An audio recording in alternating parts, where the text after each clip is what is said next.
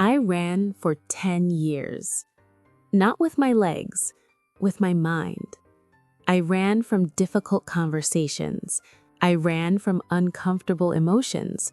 I ran from who I really was. Every time something felt too hard, too scary, too real, I found a way to escape. A new hobby, a new relationship, a new distraction. Anything to avoid looking at myself in the mirror and asking, why am I so afraid of my own life? But here's the thing about running. No matter how fast you go, no matter how far you travel, no matter how many new beginnings you create, you always take yourself with you. And one day, 10 years later, I was exhausted, tired of pretending, tired of hiding, tired of running. So I stopped. I finally stopped. And that day changed everything. Let me tell you what happened. When I was younger, I was really good at starting over. Every year I would say, this year will be different. This year I'll finally figure out who I am. This year I'll be happy. And for a few weeks, it felt true. I would join a gym, start a journal, make new friends. I would feel motivated, hopeful, alive. But then, something would happen. Maybe I would fail at something. Maybe someone would criticize me. Maybe I would just feel uncomfortable with myself. And instead of facing that feeling, I would run. I would quit the gym, stop writing, avoid those friends. And I would tell myself, it wasn't the right fit. I'll find something better. Next time will be different. But it never was, because the problem wasn't the gym, the journal, or the friends. The problem was me, and I was terrified to admit that. Let me give you examples of how I ran. From relationships. Whenever someone got too close, I would find a reason to leave. They don't understand me. We're too different. I need space to grow. But the truth? I was scared of being truly seen, because if someone really knew me, they might not like what they found. From my dreams, I always said I wanted to write, to create, to build something meaningful. But every time I started, I would stop. I'm not good enough yet. I need to learn more first. Maybe I'm not creative after all. But the truth? I was scared of failing, because if I really tried and failed, I couldn't use the excuse anymore. From myself, this was the worst one. Whenever I felt sad, anxious, or lost, I would distract myself immediately. Social media, food, Netflix, shopping, anything. I never asked, why do I feel this way? I just ran into the next distraction because sitting with my own thoughts felt unbearable. And you know what's crazy? I didn't even realize I was running. I thought I was just living. I thought I was being flexible, open-minded, exploring life. But really, I was hiding from pain, from fear, from truth, from the person I was and the person I was afraid I'd never become.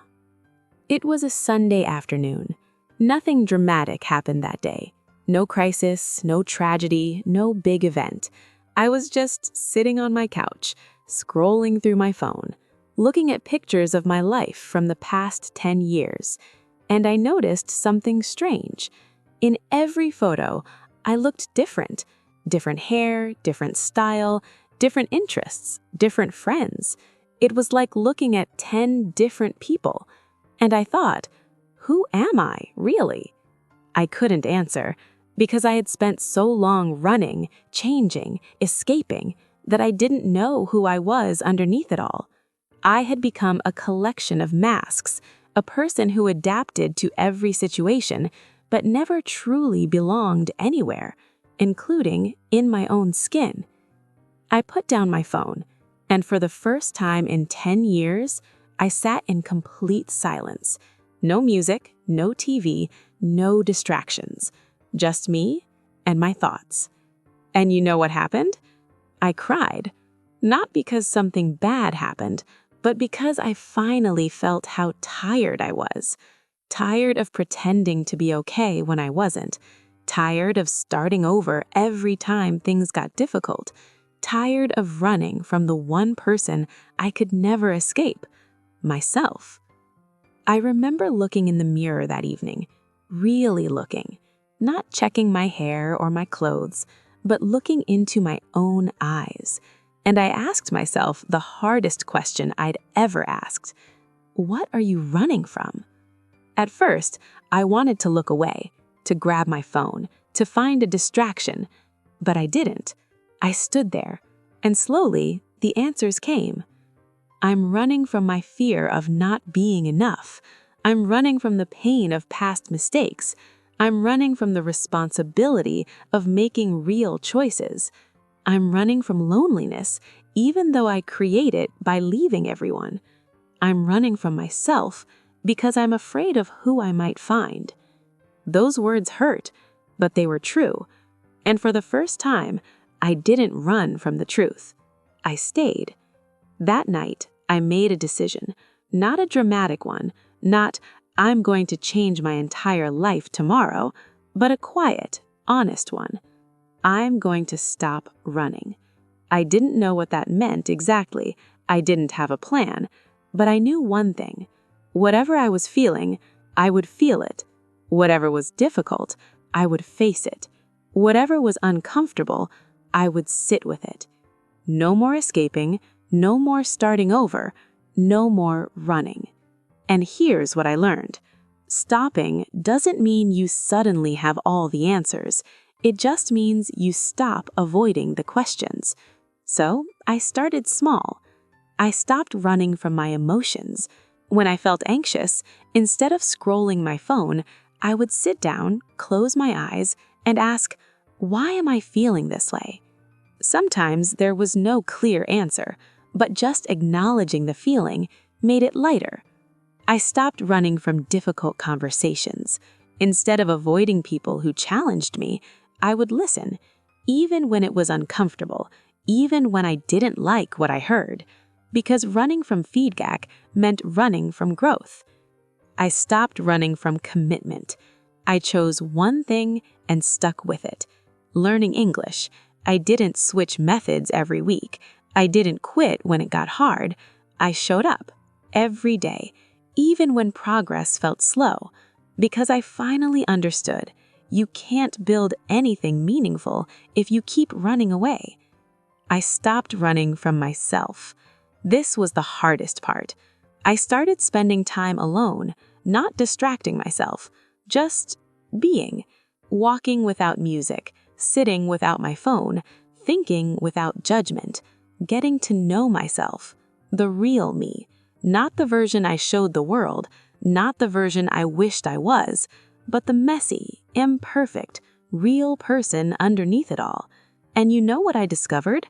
I wasn't as bad as I thought.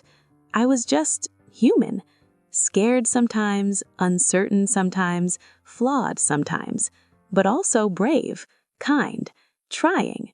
And that was enough. I'm not going to lie to you. Stopping running didn't make my life suddenly perfect. I still have hard days. I still feel uncomfortable sometimes. I still want to escape when things get difficult. But now, I don't. I stay. I breathe. I face it. And here's what changed. I built real relationships because I stopped leaving the moment things got hard. I stayed. I communicated. I worked through conflicts. And I found people who loved the real me, not the version I was pretending to be. I made real progress because I stopped quitting everything I started. I committed to learning English, and I got better. I committed to my health, and I got stronger. I committed to my goals, and I moved forward. Slowly, imperfectly, but forward. I found real peace, not the fake peace of distraction, but the deep peace of self-acceptance. I wasn't running anymore. I wasn't hiding anymore. I was just being myself, and that felt like freedom. Let me tell you something important. You don't find yourself by running to new places. You find yourself by finally stopping and looking inward. All those years I spent searching for happiness outside, it was inside the whole time, waiting for me to stop running long enough to notice. So let me ask you something gently. What are you running from? Maybe it's a difficult conversation you're avoiding, a dream you're too scared to chase, an emotion you keep pushing down, a truth you don't want to face, a version of yourself you're hiding. Whatever it is, you can't outrun it forever. Believe me, I tried for 10 years, and all it did was make me tired.